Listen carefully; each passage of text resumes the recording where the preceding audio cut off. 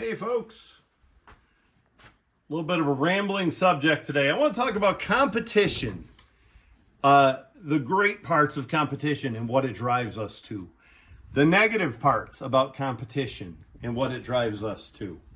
I think about this a lot. It's a subject I think about a lot because I think a nice balance somewhere in the middle is what one should strive for. You know, somebody who's overly competitive and hyper competitive, that's almost an insecurity. What is it about you? What is it inside of you that has to be better? Why can't you just accept equal or not as good or whatever? Not competitive at all? That's another issue. And that sort of thing is what I wanted to talk about today. And I read a quote, and I don't even remember where. This is one that I'd read a while ago. So, as Lawrence Peters said, the art of originality exists in forgetting where you heard something. And so it is with this quote. But the quote was, collaboration exists at the top. Competition exists at the bottom level. And I believe that. I mean, there's a healthy sense of competition at the top of anything you do. But there's a damn lot of collaboration. You know, if I had a partner on these horses, I'd be thrilled. Somebody to pay half the bills.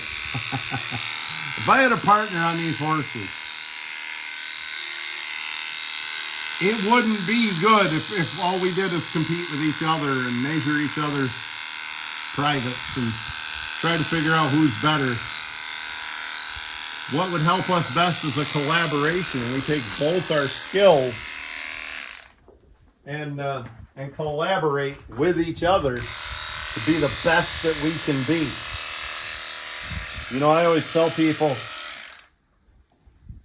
there's something wrong with somebody who'd rather be right than get it right. You know, and that's kind of what I'm talking about with the collaboration. Existing at the top and competition at the bottom.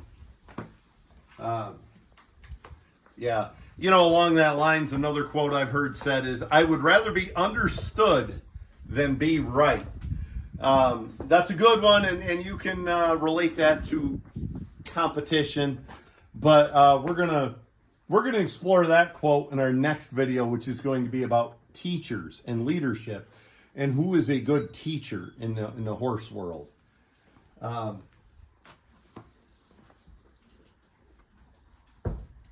So I think a really good indicator of a good horseman is the ability to recognize good in a bad performance, in a bad finish. Maybe we went to a horse pull. Maybe we got 8th place out of 9. 8th out of 8. But if we did some things right, and maybe if they just plain pulled really well, did everything right, who cares where you finish? And conversely, if you win a horse pull but you didn't have a particularly good performance, and it happens, it's happened to me, I'm not sure how much you have to be proud of. I mean, objectively,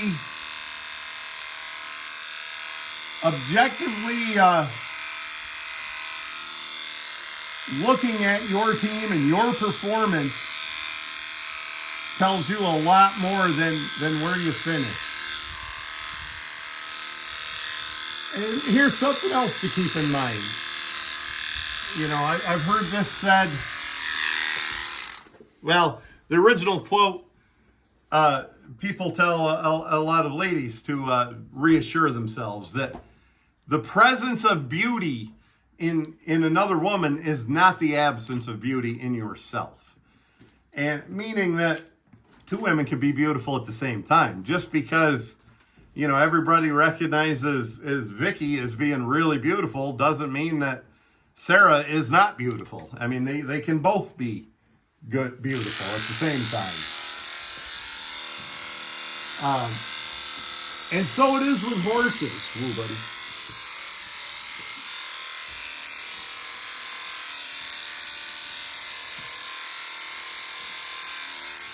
You know, just because somebody is, some horses like going a lot better one direction than the other with us.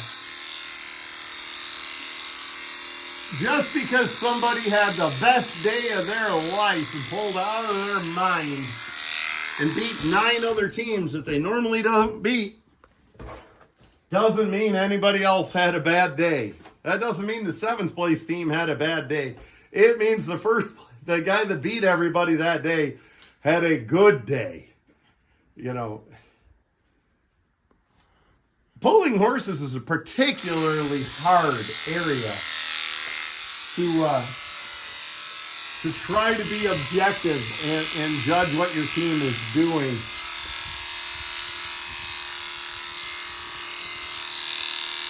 Because of things like that. I mean, everybody has a good day sometimes where, you know, the sun shines on every dog's ass once in a while, right? Maybe you get it in a good spot. Maybe your horses are just feeling it. Maybe they're feeling particularly groovy that day. Maybe the teamster was feeling it. Whatever. That's no indication that anybody else had a bad day. Whew, I can take these off now, Nick. I'm not supposed to.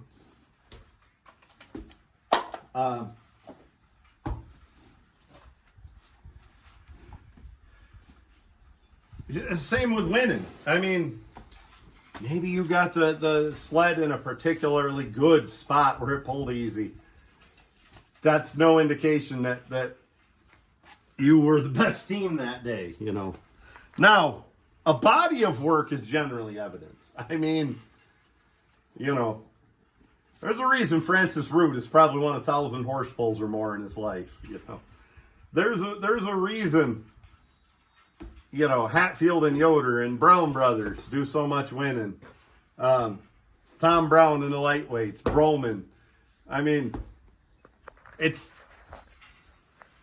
they have good days and they have bad days. But when you talk about a body of work, that's different. But when you talk about one individual performance, you can have yourself a good day with a bad finish or a bad day with a good finish. I got notes here, so you'll have to excuse, and I can barely read my own handwriting. Yeah, I'm going to tell you somebody that's a little bit dangerous as a horse puller. A little bit poison to horses. Somebody that always knows the score. Somebody that always knows what load, what team got out on, and where they stack up specifically against other people. Again, that's not as important as where you did according to your team's ability and stage. Now, I talk a lot about that, and probably some of the guys winning laugh at me for that. I work with young horses. This guy's a coming 3-year-old. And the horse we're going to pull with him is a coming 4-year-old who's not a very quick study. You know, he's more like a 3-year-old. And I have to go by that. I mean, I have to go by that. I have to go by the horse's performance, not the winning record. Because if I go out and I do some winning, say I beat some teams, I'm probably pushing them too hard, to be honest. And to be able to sustain that at this age is difficult. Another dangerous thing within horses is taking it personal, so to speak, wanting to be an individual person. Maybe somebody's got a big mouth and you don't like them, and you want to beat that person. That's good. That's healthy. That makes you do better. It makes you work harder. It makes you do all the little things right. But don't do that at the expense of your horses. That's not the ultimate goal. So I pull farm horses with a guy named Dwight Shoemaker in the farm class. Dwight does a top job. He's got big horses, and they're beautiful, and they're broke. And I've pulled against Dwight for over 20 years, and I've never beat him, not once. Hell, I've beat most of the top competitors in the lightweight division through the years, and I've never beat Dwight in the farm class. And I want to beat Dwight, and that is no disrespect. That's not because I was an asshole, I want to get ahead of him. No, that's because Dwight is the standard in the farm class.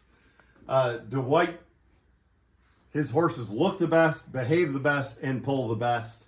And it's just an asset to our pulls when Dwight shows up. That's the kind of guy we want to represent horse pulling. And Dwight wins so often in these farm classes that he gets some pushback, you know what I mean? A lot of people, what the hell's he showing up for today? You know, beating up on us guys. Well, he likes to win, and he's good. Kind of reminds me of my next door neighbor, the race car driver. For years, he was the most popular driver at the track. And it was a competition, a vote every year, and he was the most popular driver, and he should be. He's a charming guy, and he does a good job, and the car always looks good. And then all of a sudden, things clicked, and he was track champion 3 years in a row at one track. 3 different tracks he was track champion within the same year. And, I mean, he won everything. And all of a sudden, he wasn't as well liked. I mean, he was not the most popular driver. And because he was winning and beating everybody, and then nobody else had a chance.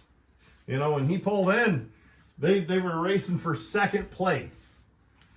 And his popularity went down, unfortunately. Now, he moved up into a higher division, the highest division you can move up into in dirt track racing. And he does some winning and does very well, but he doesn't win week after week and stuff. I mean, he wins a handful of times a year as opposed to dominating. All of a sudden, he's back to being the popular driver again. You know, he's kind of like the underdog. You know, the New York Yankees historically have been that. You know, the New England Patriots were like that back in the Brady days. I mean, people don't like you when you're on top. And they want to beat you. And that's really, with me and Dwight, that's not what it is. And I'm going to tell you right out, this year's not my year to beat Dwight. Good horse right here. And I think I got a pretty good horse to go with him. But, you know, they're young, and it's not our year. We're not ready. And as competition goes, I have to keep that in mind. I mean, I wouldn't be surprised if one of these farm classes, I'm knocking it around with Dwight, and I'm on the same load as him. And this year. And maybe I think I can beat him. But at what cost? Go hang these young horses up that I've been trying to build their confidence so I can beat Dwight? That's not worth it. You know, it's not fair to the horses. So I have to keep that in mind.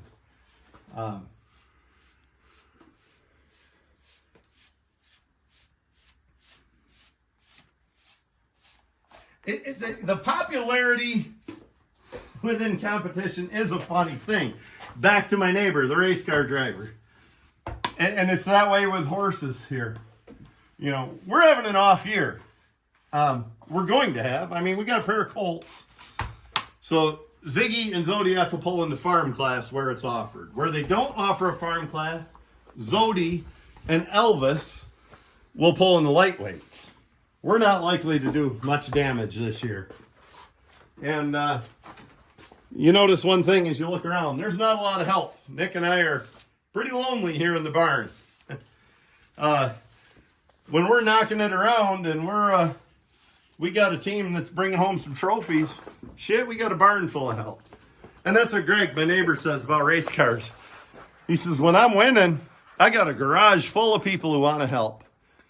And when I'm losing, I can't get anybody. And he says, when I'm winning, I don't need help. He says, change the oil, go back to the track. When I'm losing, I got to change all kinds of stuff. And it's kind of that way with horses. So let me just check my notes here. Nick, did you see I showed you that video. I guess Alzheimer's is not very funny, but Joe Biden reading the teleprompter, 4 more years, pause. 4 more years, pause. It's like Ron Burgundy. Maybe that's what I'll do, read my notes here. Maybe I'll read you a tractor deal instead of my notes.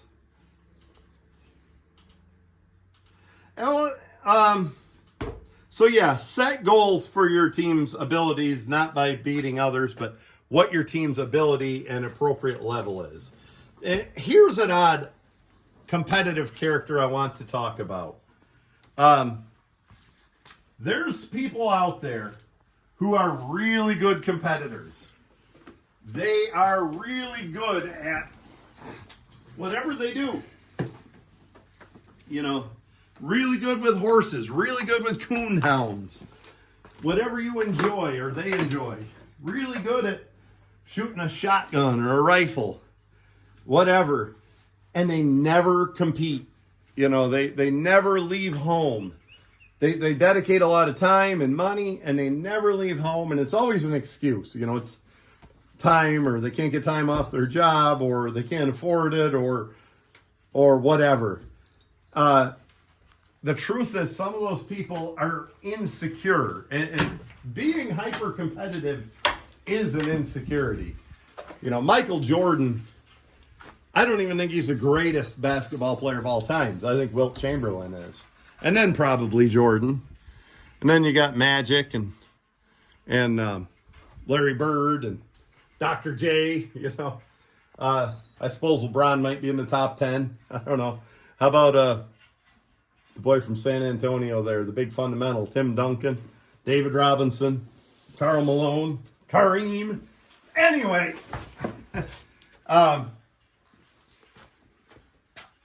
Michael Jordan is probably my favorite athlete. I think the world, I love his presence. I like the way he carries himself. I like the way he represents the game. I like the way he knows he's a basketball player and he doesn't try to pretend to be some politician or something. Jordan's biggest fault is he's legendarily competitive. Everything he does. I mean, if they say if Jordan's walking into the building before a game, he's got to walk faster than you. Or if you're playing golf or cards or Monopoly, you know, that led to his greatness. But that's got to be a heavy cross to bear, you know, to have to be better than everybody all the time at everything. At some point, what the hell difference does it make? But like I said, it led to his greatness.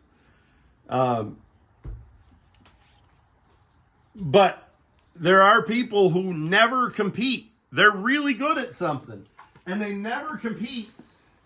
And the reason is they're afraid somebody's going to be better than them. They know if they take their coonhound to a trial, there's going to be a better English somewhere, or there's going to be a better walker somewhere, or whatever. You know, they know if they take their old Browning double down to the trap range, as good as they are, there's going to be somebody better, and they can't stand that. There are folks like that. That's an odd competitive thing. And so they avoid competition, even though they'd be tremendous at it. Maybe they would be the best, but they can't live with themselves if they're not. That type of people exist. and I know some. And it's a shame because we're robbed of their talent. We don't get to see them compete. We don't get to see the best because they won't compete for fear somebody's better somewhere.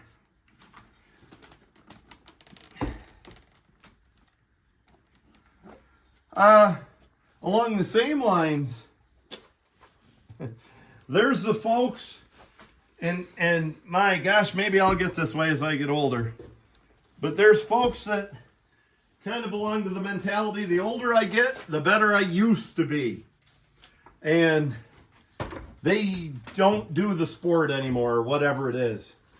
They don't pull horses. They don't race cars. They don't golf. They don't compete.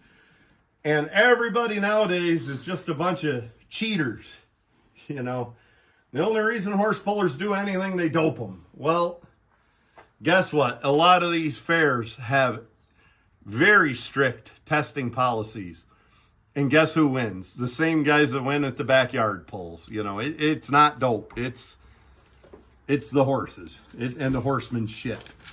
And you know, some of the guys are just bitter and become that way. And I see that a lot, and I hope I don't become that guy.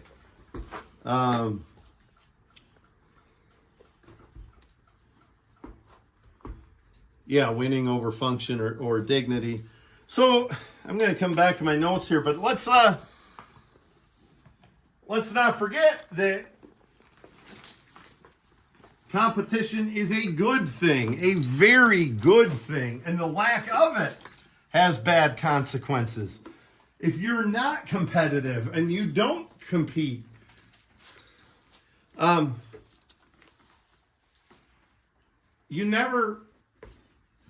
innovations aren't made. Let's go back to race cars. I mean, a lot of the innovations that we have in the street in our cars that make them more comfortable, more efficient, came from safer as well, all came from race cars, from competition. Let's go to these pulling horses. A lot of really good benefits for these horses have came from competition. The nutrition. Look at this guy's dapples and how they're out. And maybe I'll patch a picture of what he looked like a month ago when he started working compared to now. But the nutrition and the absolute perfect care of the horses.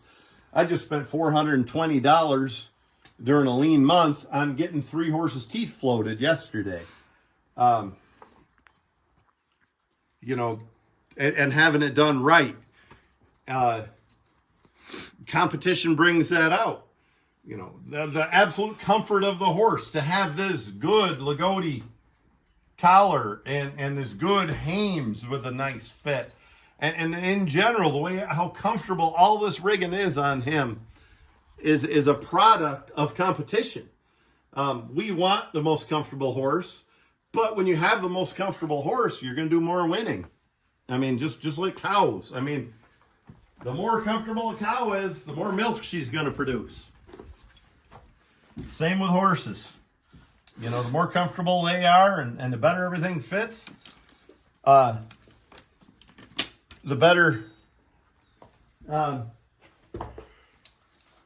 the better they're going to do. And competition has led to these great innovations.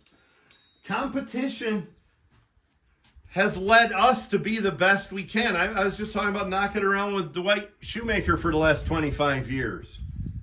I want to beat Dwight. Out of respect. Again, not I want to get ahead of that asshole and teach him a lesson. It's not that. I want to beat Dwight because he is the standard in the farm class. And in order to beat Dwight, I have gotten a lot better. I have learned a lot more skills that are just good for the horses. Skills that not only are good at the pulling ring, they translate into logging, farming, general care. That's a lot of the upside of competition. Don't think for a minute that I think competition is only a negative.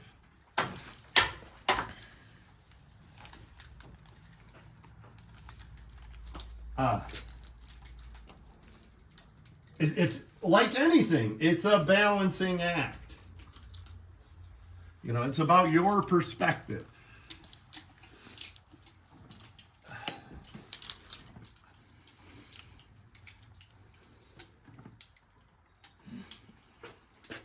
You know, we've got better eveners, better hames. Dick Wallingford was the first to really build a good hame with those aluminum hames. And we've taken those hames and improved them from there with this modern style hame. With these, we'll put them back one day.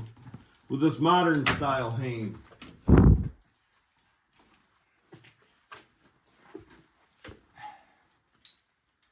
And all that's benefit to the horse, you know.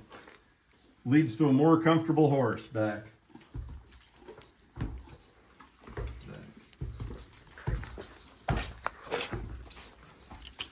You ever go to a county fair? And that had to be a county fair, but your local show. And they've got an obstacle course type of thing. You know, got cones set up and maybe fire hoses and some barrels and chalk lines, and you weave in and out of the cones with a wagon and you back up. And it's always timed, which I don't like anyway. But you get like 5 seconds off for every cone that you hit. Well, almost inevitably, if you have 10 teams entering, 3 of those guys are going to figure out the way to win is not the letter of the, not the spirit of the law, but the letter of the law, and they just run the cones over on purpose and don't even care. Take their 5-second penalty, and it turns out to be a benefit to them to just have a 5-second penalty because it would take longer to weave the cones or back up accurately or something like that. You won a blue ribbon and $50 at your county fair. How the hell much pride could you have in what you actually did compared to the guy that went out there and did it right and really showed some good horsemanship? That's the kind of competition I think is negative. You're not gaining. You're not bettering yourself. You're winning a ribbon, but that's about it.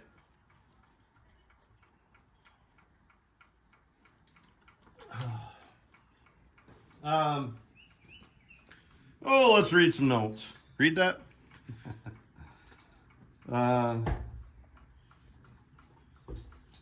Yeah, here's one I'd like to talk about.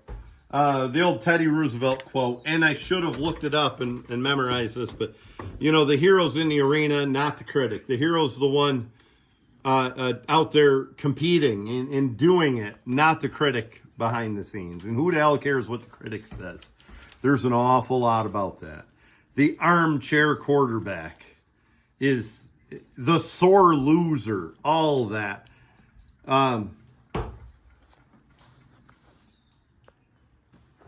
You know, there's always an excuse and a reason, and they're really hard to tolerate. You know, let's give credit to the people out there competing. I'm going to tell you what, if you want a sore ego and you want to learn what rejection is like, start pulling horses. I'm just about going to guarantee you're not going to win a pull your first time out.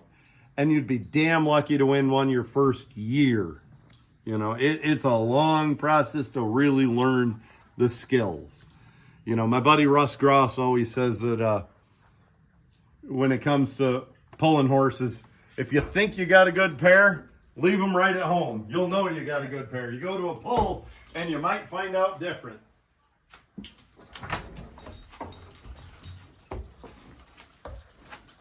And there's a lot of truth in that. You know, we might think a team is awesome and they really show up in the woods and act right and act like they're going to pull. And you go to a pull and you find out they're counterfeit. You know? Well, don't let that spoil everything. I mean, don't let that ruin what you think of your horses. That's one, again, there's the competitive thing, but that's one aspect of the horse. That doesn't mean it's a poor horse just because it won't win a horse pull or do well at a horse pull. Might be an awesome horse, but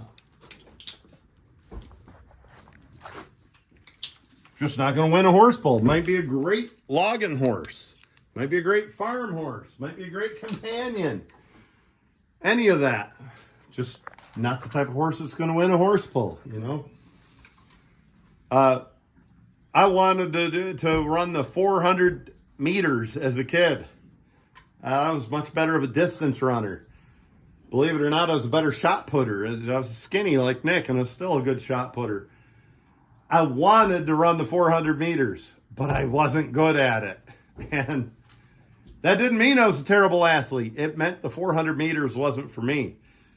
You know, Elvis happens to be a good pulling horse, a very good one. But, you know, if he wasn't, that doesn't mean he's not a good horse. What a tremendous horse he is. He just happens to be a good pulling horse to go along with it. So careful on how you judge them, you know. And again, that's the competitive thing. If you only judge them by being a good pulling horse. And even if you are only a horse puller and that's all you care about is winning, and that's fine, you know, doing well at horse pulls. That's, like I said, that's what drives us all to be better. And you have a horse that's not a good pulling horse.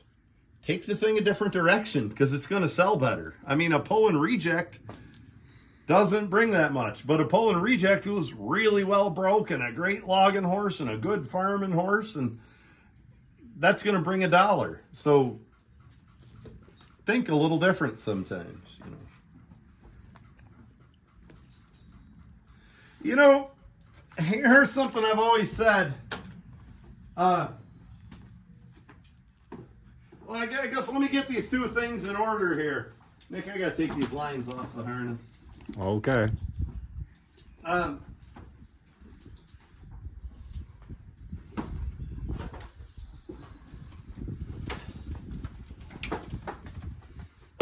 I've known guys at the racetrack, again, more race car stuff, right? I've known guys at the racetrack who always just say, we're just here to have fun. Which usually means drinking beer, but we're just here to have fun.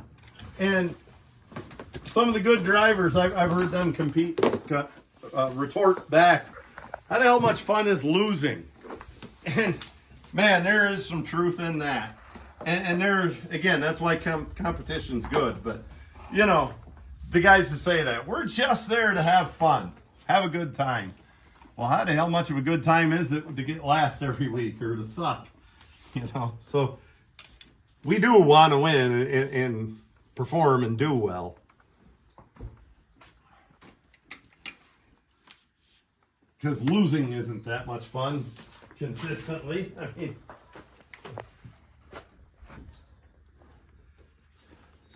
otherwise we'd be the LA Clippers, Nick. Yeah.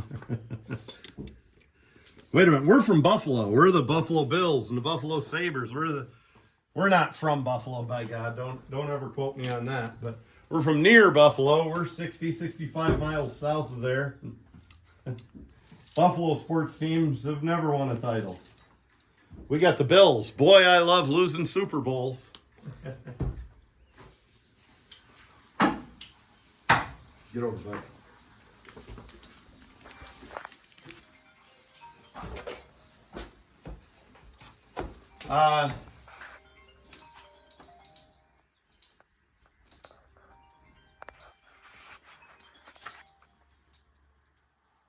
So, along the lines of that, what I'm talking about, come here, horse. Get over. You know, there are no losers, I've heard people say. You know, we're all having fun. We're all out here with good horses and in the sunshine, and we're all having fun. No, that's okay, Nick. Good idea, but we got him. There are no losers. Well, that's great, and that's a great way to think. That's what I think when I go to a trail ride or a wagon ride or something. But the truth is there are losers. Because if there are no losers, there can't be winners. And if you're going to be consistent with that mentality, there are no losers, then you can't celebrate very much when you win. You know, so there are losers. There's winners and there's losers. And they ain't no big deal.